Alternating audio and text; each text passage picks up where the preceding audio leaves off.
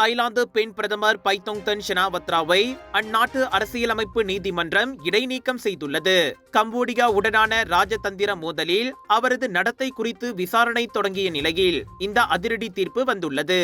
ஒரு வருடத்திற்கும் குறைவான காலத்திற்கு முன்பே ஆட்சிக்கு வந்தவரான பைத்தோங்தன் கம்போடியா உடனான எல்லை பிரச்சினையின் போது நெறிமுறைகளை மீறினாரா என்பதை அரசியலமைப்பு நீதிமன்றம் ஆராயும் வரை அவர் இடைநீக்கம் செய்யப்பட்டுள்ளார்.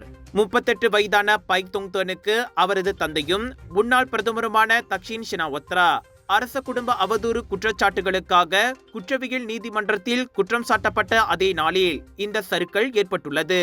எல்லை பதற்றங்களை பற்றி விவாதிக்க கம்போடிய முன்னாள் பிரதமர் உன்சேனை தொலைபேசியில் பைத்தோங்தன் அழைத்து பேசிய போது அனைத்தும் தொடங்கின.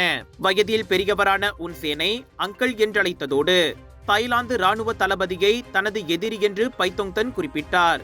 அந்த ஒளிநாடா கசிந்ததால் இன்று அதன் விளைவுகளை அவர் சந்திக்கிறார். அவர் கம்போடியாவுக்கு அடிமையாகி தாய்லாந்து ராணுவத்தை சிறுமைப்படுத்தியதாக குற்றச்சாட்டு எழுந்தது. கூட்டணி அரசாங்கத்தில் இருந்து முக்கிய கட்சிகள் வெளியேறின. அவருக்கு எதிரான சாலை ஆர்ப்பாட்டங்களும் நடைபெற்று வருவது குறிப்பிடத்தக்கது. பினாங்ல உங்களுக்காக 9 இருந்து 13 ஜூலை வரைக்கும் 100க்கும் அதிகமான most favourite and delicious food festival நடத்துறோம். வரீங்களா?